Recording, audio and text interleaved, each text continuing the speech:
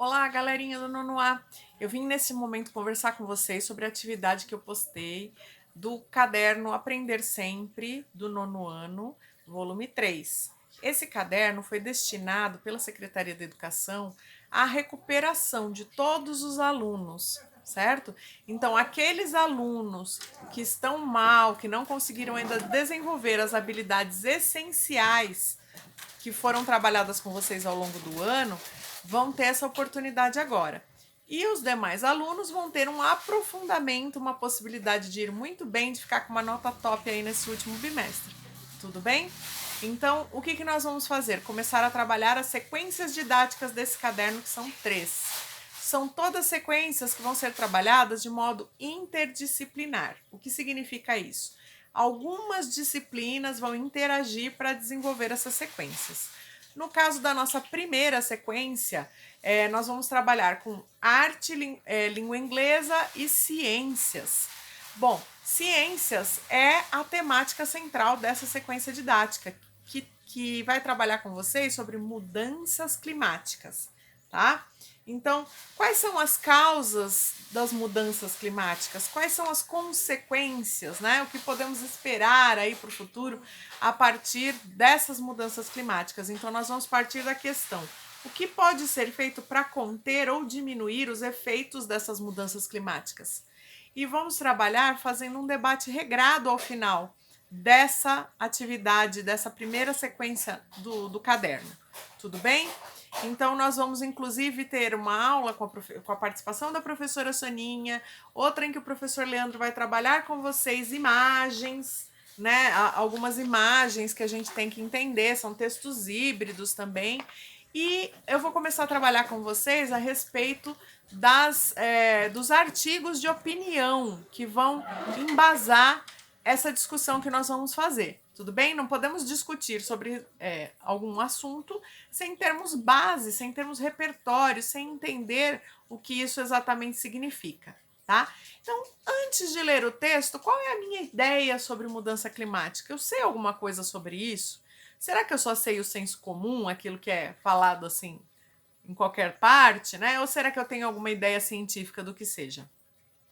E aí nós temos um texto aqui para discutir sobre isso, né? O texto do Marcos Buchenheit, que é diretor do Instituto de Biociências da USP, presidente da Academia de Ciências do Estado de São Paulo. Ele escreveu um texto: o que o Brasil ganha com as mudanças climáticas? Será que ganha alguma coisa, né? Ou só perde? E aí ele começa na primeira frase dando meio que essa resposta, né? Porque ele diz assim: o Brasil precisa acordar. Diante do maior desafio já enfrentado pela humanidade, a mudança climática global, o país tem à sua frente uma janela de 1 a 2 décadas para despertar. Precisa intensificar programas de adaptação que, ao mesmo tempo, aprovem as oportunidades que o enfrentamento das consequências desse grande problema oferece. Então, o Brasil tem que se resolver a agir. Né? E aí isso não vai. Quem é o Brasil? Né? O Brasil o Brasil é o Bolsonaro? Né? Quem é o Brasil? O Brasil está lá em cima, em Brasília, só? Ou será que todos nós somos o Brasil? Né? Evidências científicas mostram que até meados de 2040 o mundo poderá atingir a marca de 1,5 graus Celsius caso continuemos emitindo gases de efeito estufa como ainda fazemos hoje, né? Então as pessoas se perguntam, mas o que significa para mim essa pequena variação de 1 grau? Então ele vai argumentar que de fato 1 grau, 1,5 grau, até 3 não faz muita diferença, é uma preferência pessoal. Gosto de mais calor, mais frio. Mas e se a gente parar para pensar sobre o que essa variação de temperatura impacta no planeta? Sabe aquela coisa dos eventos climáticos, né? De a gente ter locais muito secos, outros com aquelas chuvas fora de período, com aquelas chuvas que inundam tudo, que temos noites muito quentes em época de frio e a gente fala o tempo enlouqueceu, né?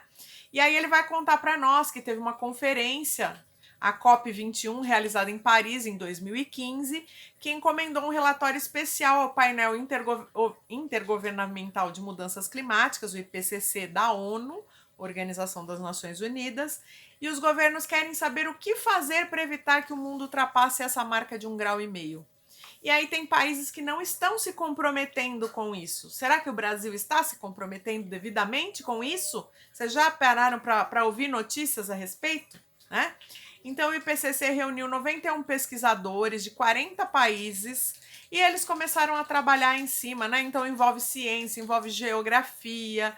E aí, trabalhando em cima disso, eles escreveram vários artigos científicos, que são chamados também de papers. E esses papers, eles nos levam a conclusões a respeito de o que precisamos realmente fazer para impedir esse aumento, né? Esse aumento do grau aí de 1 grau a 1,5 ou até mais, e que possa realmente nos dar um embasamento sólido de que por que precisamos fazer isso, quais as causas disso, quais as consequências disso. Né? Então, o texto fala sobre isso para nós. Vamos pensar e responder algumas questões. Né? Então, o que ele define sobre mudança climática, quais são as consequências para as nossas vidas, o que pensa você sobre essas mudanças, né, em relação a essas consequências? Isso te importa? Você já parou para pensar nesse cenário atual mundial? Tudo bem? E aí o professor Leandro vai trabalhar com vocês uma imagem ali do planeta Terra, que eu não vou dar spoiler, a respeito desse mesmo tema, tá bom? É assim que nós encerramos a aula 1. Até mais!